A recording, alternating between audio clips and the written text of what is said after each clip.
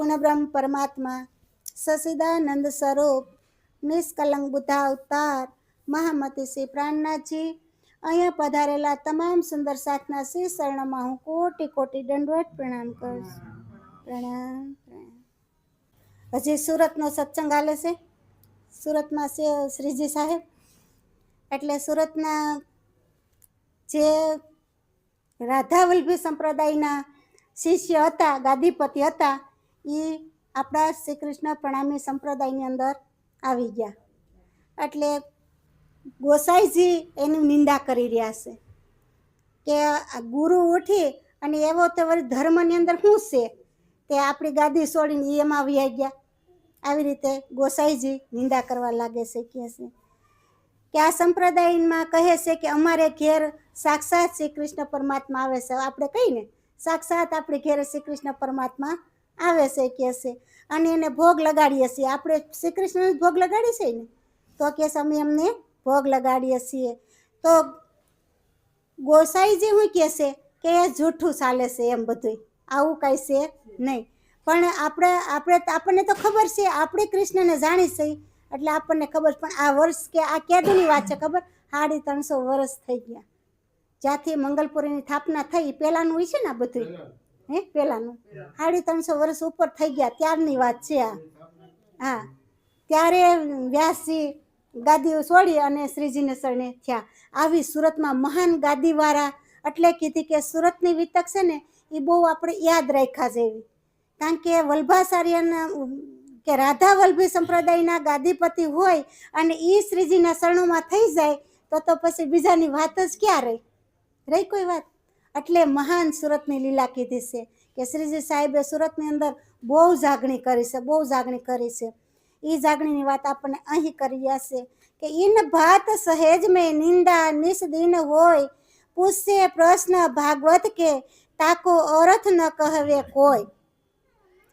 કે આ પ્રમાણે રાધાવલ્લભી માર્ગના ગુસાઈજી તથા તેમના શિષ્યો હંમેશા નિંદા કરતા હતા. કે છે રાધાવલ્લભી સંપ્રદાયના જે શિષ્યો હતા, ગોસાઈજી હતા, એ બધા નિંદા કરતા હતા, આપણા પ્રણામી સંપ્રદાયની નિંદા કરતા હતા. કે જો આપણે તેમના ગોસાઈજીના ભગવાન ભાગવતો આધારિત સાલી પ્રશ્નો પૂછ્યા છે, કે ગોસાઈજીને સાલી પ્રશ્નો પૂછ્યા તો કે તેમની પાસે એકેય પ્રશ્નનો ઉત્તર તો નથી. ગોસાઈજી પાસે ભાગવતના એકેય પ્રશ્નનો ઉત્તર નથી. કહે છે કે કાહુ કો સાસી ભાષે, કોઈ સરસા સુન હોવે ગલિત, કોઈ અસ્તુતિ કરે જો દેખે આયે કે તીત. કે જ્યારે રાધાવલ્લભી માર્ગના લોકોએ આ બાબતની ખબર પડી કે આપણા ગોસાઈજીને ભાગવતના પ્રશ્નનો ઉત્તર પણ આપી શકતા નથી. રાધાવલ્લભી સંપ્રદાયને પછી ખબર પડી કે ગોસાઈજી ગાદી પર બેઠા પણ કે આ જે ભાગવતના સાલી પ્રશ્ન છે એનો જવાબ દઈ શકતા નથી. કે છે ત્યારે તેઓ પોતાના મનમાં વિચાર કર્યો અને આપણે શ્રીજીના શરણો સરસા સાંભળવા જઈએ. ત્યારે બધાએ વિચાર કર્યો કે હવે ગોસાઈજીને તો કાંઈ પ્રશ્નનો ઉકેલ આવડતો નથી, તો આપણે હવે શ્રીજીને શરણે બધાને જવું જોઈએ. શ્રીજી જ બધા પ્રશ્નનો ઉકેલ કર્યા છે, તો આજે આપણે શ્રીજીના શરણો પ્રણામ કરવા જોઈએ. કહે છે કે જ્યારે શ્રીજી અખંડ જ્ઞાનની ચર્ચા કરે છે ત્યારે કોઈ પણ સંશય રહેતો જ નથી. કહે છે ઠેઠ પરમધામ સુધીનું જ્ઞાન આપણને બધા વ્રજ રાસ અને જાગણીનું, ત્યાં કોઈ સંશય રહે ખરો? કોઈ સંશય રહેતો જ નથી. કહે છે આવા લોકો શ્રીજીને પ્રશંસા કરે છે. હવે સુરતના સુંદર સાત બધા જેટલા સરસા સાંભળવા આવતા હતા ને એ શ્રીજીની પ્રશંસા કરતા હતા કે શ્રીજી બહુ સરસ સત્સંગ સંભળાવે છે. કે રવદ પ્રસન્ન સરસા કા રાત દિન ઉત હોય, જવાબ કાહુ ના આવી ક્યો ઉત્તર દેવે સોય. કે રાત દિન અહીં નિસ્દિન તથા પ્રશ્નો અંગે ચર્ચા થતી હતી. એ પ્રશ્નો અંગે રાત દિવસ એની ચર્ચા થતી હતી અને વાદ વિવાદ થાય છે. વાદ વિવાદ જ બધા કરતા હતા. પરંતુ વિરોધી લોકો પોતાના ધર્મ ગ્રંથ શ્રીમદ ભાગવતના પ્રશ્નોના ઉત્તર પણ આપી શકતા નહોતા. જેટલા વિરોધ કરતા હતા ને એટલે કે ભાગવતના ઉત્તર કોઈ દઈ શકતા નહોતા અને મૌન થઈ જતા હતા.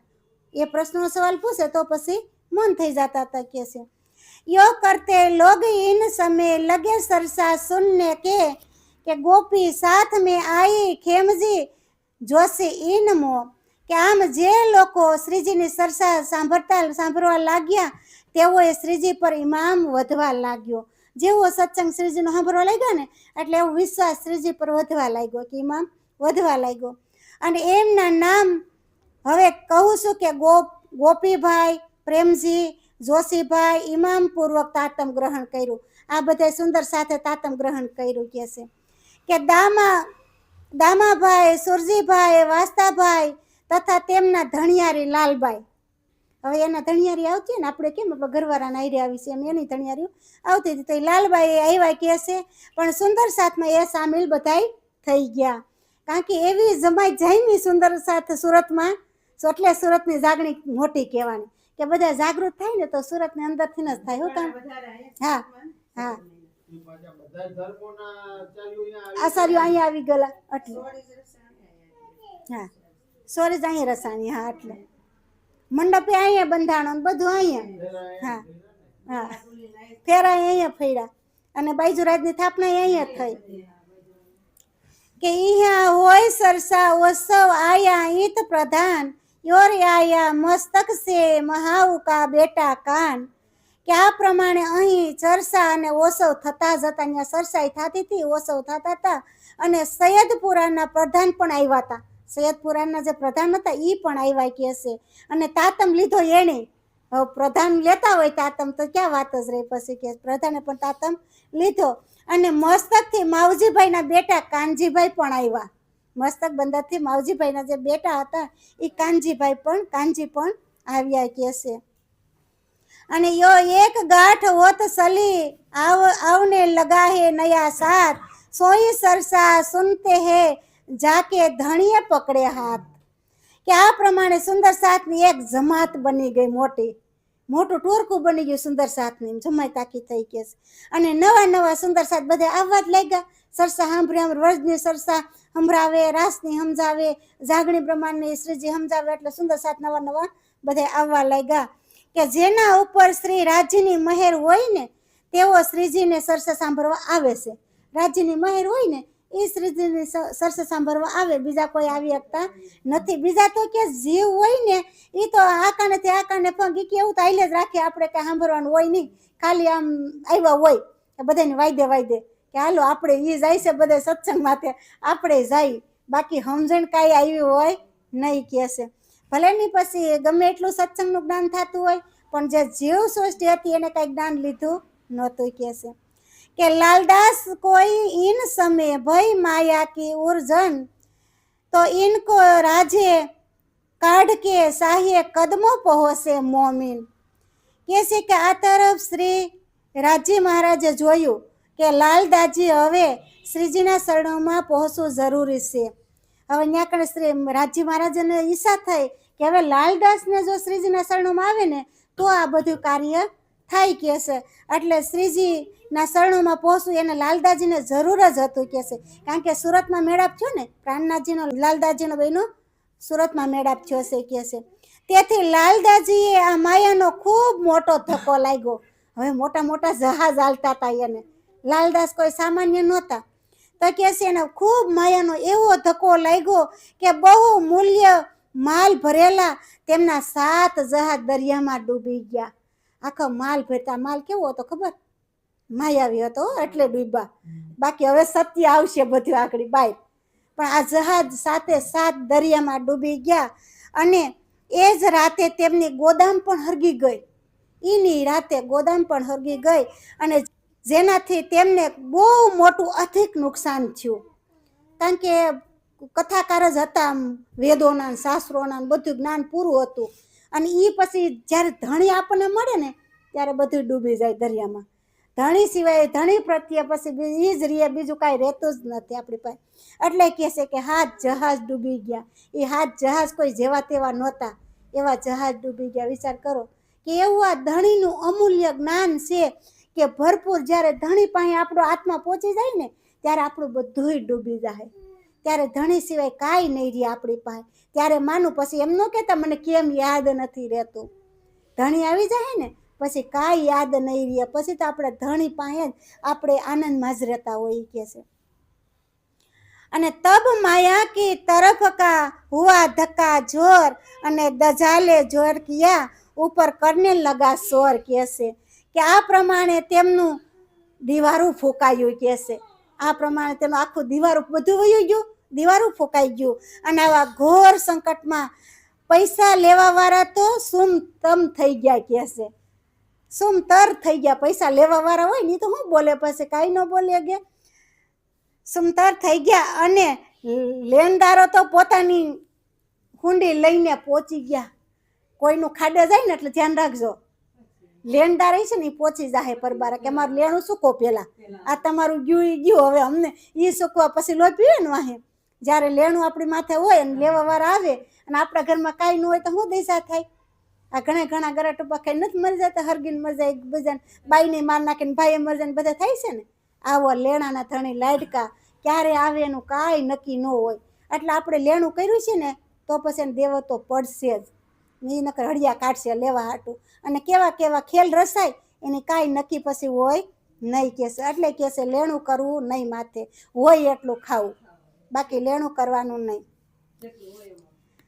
તબ કશું ના રહ્યા હાથ મેં, જો કાંઈ હાથમાં રહ્યું જ નહીં કહેશે. તબ માયા દિયે છોડ, હવે લાલદાજીએ માયાને છોડી દીધી. વિચાર કરો, કાંઈ હાથમાં હાથ ધોઈ ને કાંઈ રહ્યું નહીં, એટલે લાલદાજીએ માયાને છોડી દીધી.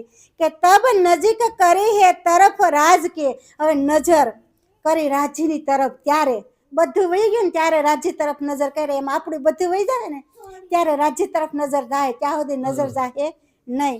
સીત માયા સે લિયા તોડ, હવે એનું સીત માયાથી ફેરવી લીધું કે છે. જ્યારે કંઈ પણ બાકી બસ્યું જ નહીં ત્યારે માયા છોડી અને પોતાનું સીત ધણીના તરફ વાર્યું. કે અનકા નેમ લિયા તબ મેં કરો દિલદાર, નવતનપુરી જાય કે દેખો ધણિકા નિર્ધાર. હવે લાલદાજીએ શું કર્યું ખબર? કે તેમને પ્રતિજ્ઞા લીધી કે જ્યાં સુધી હું ધામ ધણી શ્રી બિહારીજીના દર્શન નહીં કરું ત્યાં સુધી અન્નનું ભોજન નહીં કરું. હવે બિહારીજીને બધું વહી ગયું, ધણીને શરણે થઈ ગયા. હવે કહે છે હું નવતનપુરીની અંદર જઈ અને બિહારીજીના દર્શન કરું, તે પછી જ હું ભોજન ગ્રહણ કરું, ત્યાં સુધી ભોજન ગ્રહણ કરીશ નહીં. તબ લોય અનાજ ના લેવું તોલો કરો ફલ આહાર, કે ઈન ભાત સલને લગી એસા કિયા વિચાર. કે માત્ર હું ફળ આહાર કરીશ, અનાજ નહીં લઉં, આવો નિયમ લીધો. અને આવી પ્રતિજ્ઞા કરીને તેઓ લાલદાજી ત્યાંથી ચાલવા લાગ્યા. ત્યાંથી ચાલતા થયા લાલદાજી કે જબ માંગરોળ પાટણ આયે પહોંચે ઈન તહા દજાલ બેઠા થા કહે તુમ જાઓ સુરત. હવે માંગરોળ ને પાટણ ને આવ્યા ને ત્યાં પાછા દજાલ હતા, સુંદર સાથે જ આપણા, પણ કે ત્યાં દજાલ બેઠા હતા. એને કીધું તમે સુરત જાઓ કહેશે. જ્યારે લાલદાજી ઠઠાણ નગરથી ચાલી અને માંગરોળ પાટણ પહોંચ્યા, ગયા હતા ઠઠ્ઠાની અંદર હતા, ત્યાંથી માંગરોળ અને પાટણ પહોંચ્યા તો ત્યાં તેમને કેટલાય સુંદર સાથ મળ્યા. ત્યાં ઘણા સુંદર સાથ મળ્યા અને કહેવા લાગ્યા કે તમે હવે સુરત જાઓ. છે ને સુંદર સાથ હતા, એ સુંદર સાથ મળ્યા કે એને કે તમે સુરત જાઓ. બહુ રદ બદલ ભઈ માને નહીં સુકન, તબ દેખા તરફ શ્રી રાજ કી હુઈ આજ્ઞા ઉપર શયન. કે અહીં શ્રી લાલદાજી તથા પેલા સુંદર સાથ વચ્ચે આસપાસ બાતને સુરત જવું કે નવતનપુરી જવું. સુંદર સાથે કીધું કે સુરત જાઓ, વિચારવું કરવું ને હવે કે બિહારીના દર્શન કરવાના હતા, એનો નિયમ લીધો હતો. હવે લાલદાજી અહીં વિચાર કરે છે કે મારે સુરત જાવું કે નવતનપુરી જાવું. ખૂબ સરસા થયાની, પરંતુ શ્રી લાલદાજીએ તેમ કહ્યું, કોઈનું કહ્યું માયનું નહીં કહેશે. અને શ્રી રાજી કરે ને કરશે ને એ ઠીક કરશે. આપણે ઘણી વખત કહીએ ને રાજી કરશે ઠીક કરશે, એમ લાલદાજી અહીં એ જ કીધું કે રાજી જે કાંઈ કહે ને કરશે ને એ ઠીક કરશે. તો બાબતની જાણકારી મેળવી ત્યાંથી તેઓ સીધા ઘોઘા ગયા. ક્યાં ગયા? સીધા માંગરોળ પાટણથી સીધા ઘોઘા પહોંચ્યા. તહા સે નાવ સડકી આયે બંદર સુરત. હવે સુરતની અંદર લાલદાજી આવે છે. અને ચબંત 1729 અહીંયા આયા પહોંચી સુરત. અને ત્યાંથી નાવ દ્વારા સુરત આવી પહોંચ્યા. નાવમાં બેહી અને સુરત આવ્યા. આમ સંવંત 1729માં અહીંયા અહીં પહોંચ્યા સુરત. તથા બે મહાન આત્માઓનું મિલન થયું, શ્રીજીનું અને લાલદાજીનું. સુરતની અંદર મિલન થયું. બોલો શ્રીજી સાહેબ કી જય. કે આય કે શ્રીજી સાહેબ જી કે લગે દો કદમ કે નેમ થા અનાજ કા સોપી થી આતમ. શ્રી લાલદાસજીએ આવીને તરત શ્રીજીને શરણોમાં પ્રણામ કર્યા કે શ્રીજી સાહેબ તમારા શરણમાં હું પ્રણામ કરું છું. અને તે ધામધણીના દર્શન કર્યા પછી જ પ્રણામ કર્યા. તે તેમનું પણ હતું કે ધામધણીના દર્શન કર્યા પછી જ અનાજ ગ્રહણ કરે, આવું પણ હતું. તેથી ભોજનનો આગ્રહ થયા પછી પણ તેમને ભોજન કર્યું નહીં. શ્રીજી સાહેબે કીધું કે ભોજન કરો આરોગો, પણ લાલદાસજીએ ભોજન કર્યું નહીં. કે શ્રીજી અપને સિત મેં બડો પાયો સુખ. હવે શ્રીજીને તો બહુ સુખ થયું, લાલદાસજી આવ્યા તો વધારે સુખ ઉત્પન્ન થયું કહે છે કે એટલે બહુ બડો સુખ પાયો. કે પ્રસાદ લેવો ઉઠો અબ યો કર શ્રી મુખ. કે શ્રી લાલદાસજીને જોઈને શ્રીજી ખૂબ રાજી થયા કહે છે અને કેવા લાગ્યા કે લાલદાસજી ઉઠો ભોજન કરો, ભોજન ગ્રહણ કરો. લાલદાસજી ઉઠો કહે છે, શ્રીજી કહે છે. તબ લાલદાસજીએ કહ્યા કે હમ તો અગર હે અનાજ, માં તો અનાજને અગર છે. લાલદાસજી કહે છે કે જાઓ બિહારીજી કે કદમો અનાજ છોડે તીન કાજ. કે ત્યારે શ્રી લાલદાસજીએ કહ્યું કે મેં ધામધણી બિહારીજીના દર્શન કરીને ભોજન કરવાનું પણ લીધું છે. હું બિહારીજીના દર્શન કરું, નવતનપુરી જાઉં, બિહારીજીના દર્શન કરું એવું મેં પણ લીધું છે, ત્યારે હું અનાજ ગ્રહણ કરીશ. માટે તેમના દર્શન બાદ જ હું ભોજન કરીશ. બિહારીજીના દર્શન કરી અને પછી હું ભોજન કરીશ. તબ આપ શ્રીએ મુખ કહ્યા ભયા પૂરા તુમારા પણ કશું ફિકર ના કરો પોસે મિલાયે શયન. કે ત્યારે આપ સ્વામીજી પ્રાણનાથજી સર્વ પોતાના મુખે જ કહ્યું કે હે લાલદાસ આપનું પણ પૂરું થયું અહીંયા. કારણ કે ધણીને શરણે આવી ગયા ને, શ્રીજીને શરણે, તો કહે છે આપણું પણ અહીંયા પૂરું થયું છે. તો આપ ધામ ધણી શ્રી રાજજી તથા સુંદર સાથના શરણોમાં પહોંચી ગયા છો. તમે રાજજીના શરણોમાં અને સુંદર સાથના શરણોમાં પહોંચી ગયા છે. કે છે આવી રીતે શ્રી લાલદાસજીએ જેના તનમાં પ્રાણનાથજી બિરાજમાન છે તે કહે છે કે હવે બિહારીજીની સાથે આગળ ઝઘડામાં શું શું થયું આપણને એની વાત કરે છે. આગળ પાછા વળી બિહારીજી પાસે જવાનો છે તો ત્યાં ઝઘડો થવાનો છે, એ ઝઘડામાં હું છું એની વાત ફરી પાછા કહે છે. એટલે તો મહામતી શ્રી પ્રાણનાથજી કહે છે કે ભજન કરી લ્યો નકર આપણા જહાજ ડૂબી જાય કહે છે. એટલે કહે છે કે પ્રેમ ખોયા મેં બાની કર કર હો ગયા જીવ કોઈ ભ્રષ્ટ, હો ગયા જીવ કોઈ ભ્રષ્ટ. साथ के चरण धोकर पीजे ताको दिए में कष्ट, ताको दिए में कष्ट. કે મેં આ વાણી કહેવામાં તો આ જગતને જાગૃત કરવામાં મેં ધણીનો પ્રેમ ખોઈ નાખ્યો. માત્ર ભજન છે. આ ભજન ન કર્યું પ્રાણનાથે અને બધાને જગાડવાની કોશિશ કરી એને. એટલે કહે છે કે આ મારો જીવ પતિત થઈ ગયો, પૂરું થઈ ગયું બધું. મેં ભજન ન કરી ગયો અને હું બધાને જગાડવામાં જ રહ્યો. આ જગાડવામાં આ વ્યાધિ ઉપાધિ છે હો, ભજન ન થાય પછી. એટલે કે ને નંદુબેનને બહુ આવડે પણ ભજન ન થાય. આજ યાદ કરવું પડે, સોપાયું એક એક સોપાયું યાદ કરી અને બધાના પ્રશ્નના જવાબ દેવાના, બધાને સમજાવવાનું. આ કામમાં પણ આપણો સમય પૂરો થઈ જાય છે. કે છે મેં મારા સુંદર સાથના શરણ ધોઈને મારે પીવા જોઈએ, શરણ ધોઈને પીવા જોઈએ. મેં મારા સુંદર સાથને બહુ દુઃખ આપ્યું છે. મહામતી કહે છે આ અંદર આપણા સાથ બિરાજમાન છે બધા, અને એ બિરાજમાન સાથને આપણે દુઃખી કરી રહ્યા છે. ભજન વિના સબ નરક હે. આપણે તો બધા સાથ સહી આપણે ભજન કરી એટલે કીધું કે ભજન વિના સબ બધું નરક સમાન છે. કારણ કે ભજન કીર્તન તો આપણે કરવું જ પડતું હોય છે. પણ ધણી કહે છે કે મારો સમય તો વાણી બાંટવામાં અને સાથને જગાડવામાં સમય પૂરો કરી દીધો. મેં ક્યારેય મારા સાથને સુખ ન આપ્યું. વિચાર તો કરો, આપી છીએ આપણે ભજનમાં તો પૂરું ધ્યાન લાગે નહીં.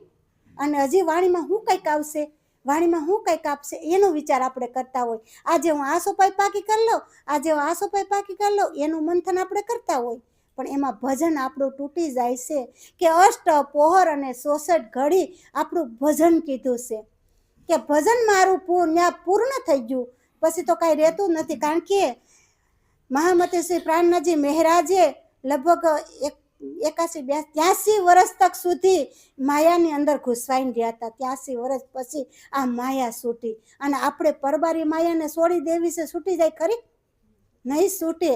કારણ કે માયાનું એ કહે છે કે રાત બહુ લાંબી છે, એટલે 83 વર્ષ લાગ્યા. આટલી માયા લાંબી છે. અને જાગણી બ્રહ્માંડના તો થોડુંક જ, પછી 120 વર્ષની લીલા છે, તે પછીની જાગણી બ્રહ્માંડ. અને 83 વર્ષ તો બધા માયામાં જ ખોઈ બેઠા. કારણ કે બધાને જગાડવામાં સમય કાઢી નાખ્યો બધો. ત્યાર પછી ધણીનું ભજન કીર્તન બધું ત્યાર પછી થયું. ત્યાં સુધી તો બધુંય માયાની અંદર આટલો સમય લાગી ગયો. આપણને તો આ પરબારું પીરસ્યું છે ને, એટલે આપણને થોડુંક લાગુ પડ્યું. પણ અહીંયા મહારાજને તો બધી ખોજ, શાસ્ત્રો પુરાણોનું બધી કિતાબનું બધી ખોજ કરીને અને સુંદર સાથે જગાડવાના હતા. આ સુરતમાં કેટલા સુંદર સાથ જગાડ્યા, અને બધાના પ્રશ્નોનો જવાબ આપી અને બધાને જાગૃત કરી અને શ્રીજી એના શરણોમાં બધાને લઈ લીધા ને બધાને સુરતની અંદર શરણોમાં લઈ લીધા. એટલે કહે છે કે મેં સુંદર સાથને જાગણી કાર્ય કરવામાં જ સમય કાઢ્યો, મારું ભજન કાંઈ થયું નહીં. કહે છે કે હે સુંદર સાધજી, શ્રીજી વાર બિહારીજી પ્રત્યે પોતાના ગુરુપુત્ર હોવાને નાતે સદભાવ જાળવી રાખવા પ્રયાસ તો કરતા જ હતા. પોતે ગુરુપુત્ર બિહારીજી હતા, અલકેની સદભાવના જાળવી રાખતા હતા.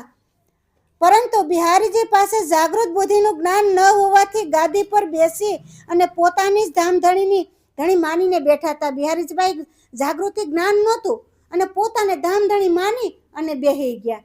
આજે અહીં વાણી પ્રસંગ કરતા ને આપણે કહે હું ધામધણી છું, ન કહી શકી. હું કામ કે ધામધણી તો બધાની અંદર બેઠા છે, હજી છે ને. અહીંયા તમારી અંદર બેઠા છે ને મારી અંદર બેઠા છે, તો આપણે ધામધણી કેમ પરબારા કહીએ કે અમે ધામધણી સહી નહીં. બધાની અંદર સુંદર સાથની અંદર પણ ધામધણી બિરાજમાન છે કે છે.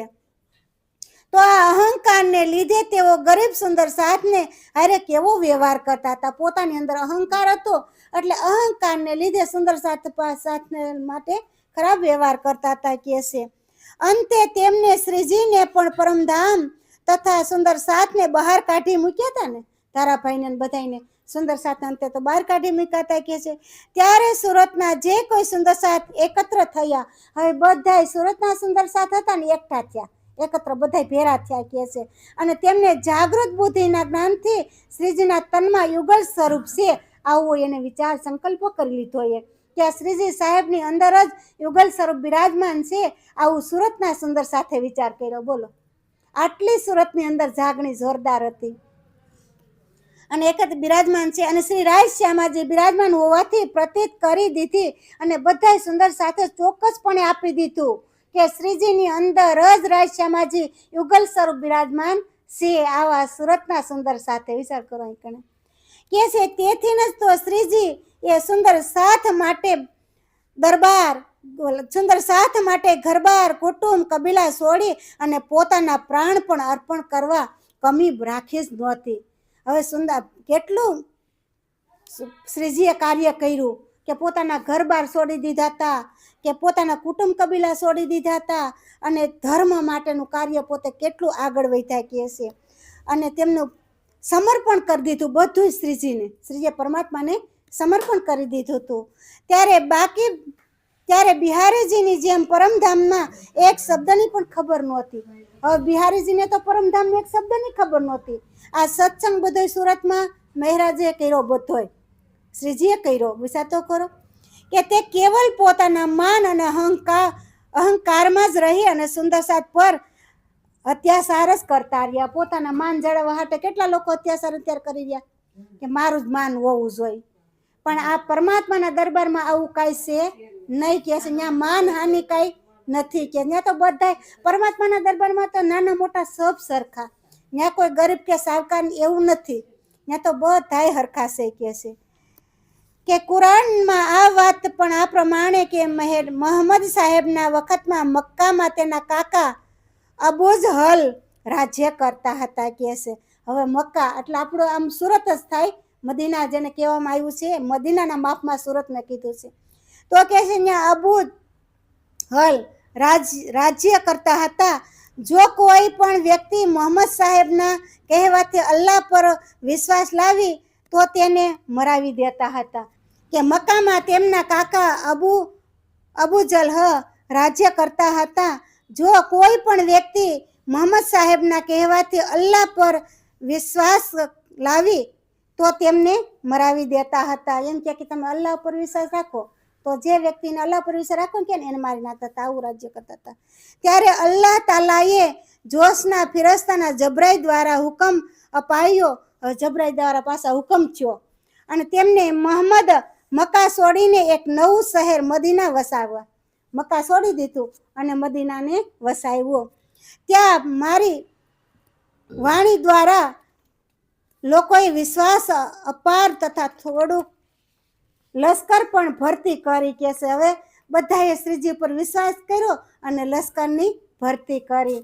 કે પછી મક્કા પર ચડાઈ કર. હવે કે મહારાજને કે હવે શ્રીજીને કહે છે સ્વયં રાજ્ય મહારાજ કે હવે તમે મક્કા પર લડાઈ કરો કે જેથી અબજહલ માર્યો જશે અને મક્કા મદીના તમારું રાજ્ય થશે. જો કીધું ને કે મક્કા છે મદીના છે એ તમારું રાજ્ય પછી થશે. અને મોહમ્મદ સાહેબે આ પ્રમાણે જ કર્યું. મોહમ્મદ સાહેબે જાગણી તો કાર્ય સુરતમાં હાલતું હતું એટલે મોહમ્મદ સાહેબે કે એ જ પ્રમાણે કર્યું. અને મદીનામાં આજે પણ તેમની સમાધિ બેત અલ્લાહ અથવા અલ્લાહનું ઘર માને છે. ત્યાં કે એની સમાધિ પણ છે મદીના મક્કાની અંદર કે છે. અને કુરાનના પણ 15મા સિપારામાં સૂરા 17 તથા આયત 81માં આ પ્રશ્નનો સંકેત છે કે છે. કુરાનની અંદર આયત એટલે સોપાઈ જ કહેવાય ને, આયત મને કઈ યાદ નથી, સોપાઈ 17માં અને 81માં પ્રસંગનો આ સંકેત છે કે છે કુરાનની અંદર. કે અહીં બિહારીજીનો વ્યવહાર બહુ જ હલ જેવો જોઈ સૌ સુંદર સ્વામીને પૂર્ણ બ્રહ્મ માનીને તેમના શરણમાં સમર્પિત થઈ ગયા કે છે. બિહારીજીનો વ્યવહાર અબુજ હલ જેવો જોયો બધા સુંદર સાથે એટલે સ્વામીને શરણે બધા પૂર્ણ બ્રહ્મ પરમાત્માને શરણે બધા સુંદર સાથ થઈ ગયા. અને શ્રીજીએ પણ બિહારીજીના અંતિમ પત્ર લખી દીધો કે આજથી સુંદર સાથની જાગણીનું કાર્ય હું મારા શિરે લઈ લઉં છું. બિહારીજીને એવો પત્ર લખ્યો નવતનપુરીની અંદર અને કીધું કે આજથી જાગણીનું કાર્ય હું મારા માથા પર લઈ લઉં છું. અહીંથી પ્રાણનાથજી હવે કોઈને નવતનપુરી નહીં મોકલે, સીધા પોતાના શરણોમાં જ લઈ લેશે. એટલે કે છે સુરતની અંદર જ જાગણી થાય. કારણ કે શ્રીજીએ શિર ઉપર લીધું કે હવે હું અહીંથી જાગણી કાર્ય હું પોતે જ કરીશ. કે પણ જો ધામધણીના હુકમથી સુંદર સાથની જાગણી માટે હું ગમે ત્યાં જઈ અને આખિલ બ્રહ્માંડમાં મને કોઈ અવરોધ નહીં નડે કે છે. હું ગમે ત્યાં જઈ અને હું જાગણી કરીશ, મને કોઈ અવરોધ નડશે, કોઈ આડું આવશે જ નહીં કે છે. અને આજથી કોઈ પણ સુંદર સાથને આપના દર્શનનાથે નવતનપુરી મોકલીશ નહીં. જો કીધું ને હવે મારા સુંદર સાથ જેટલા કે મારે શરણે આવશે ને, નકર કહેતા કે તમે પેલા અહીંયા સરસા લઈ અને નવતનપુરીની અંદર દર્શને મોકલતા હતા. શ્રીજી સાહેબ બિહારીજીના દર્શને મોકલતા હતા ને, હવે હું મારા શિર ઉપર મેં જાગણીનું કાર્ય લીધું છે, હવે કોઈને નવતનપુરી કે મોકલીશ નહીં. અને ઘટના બાદ તરત જ શ્રી રાજી મહારાજે ઠઠ્ઠા નગરથી શ્રી લાલદાસજીએ માયામાંથી કાઢીને અને શ્રીજીના શરણોમાં સુંદર સાથની જાગણી માટે મોકલ્યા કે છે. હવે કે છે અહીં શ્રી રાજી મહારાજે ઠઠ્ઠા નગરથી શ્રી લાલદાસજીને માયામાંથી કાઢી નાખ્યા, માયામાંથી બહાર કાઢી અને સુંદર સાથની જાગણી માટે મોકલ્યા. ત્યારે શ્રી લાલદાસજીએ શ્રીજીને પોતાના જ સર્વમુખે કહ્યું કે તમે પણ લઈને આવ્યા છો તે પૂરું થઈ ગયું. પ્રાણનાથજીએ કીધું, અનાજ નહોતો નિયમ હતો ને કે અનાજ નથી લેવું, એ પણ અહીંયા પૂરું થઈ ગયું કે છે. તમે શ્રી રાજજીના શરણોમાં તથા સુંદર સાથના મિલાવામાં અહીં પહોંચી ગયા છો કે છે. કે સુંદર સાથનો જે મિલાવો છે ને, જ્યાં સુંદર સાથ બધા ભેરા થયા છે એમાં તમે પહોંચી ગયા છો, હવે તમારે કંઈ નવતનપુરી જવાની જરૂર નથી. આવી રીતે મહામતી શ્રી પ્રાણનાથજી આપણને સુંદર સાથે જાગૃત કરી રહ્યા છે. બોલો શ્રી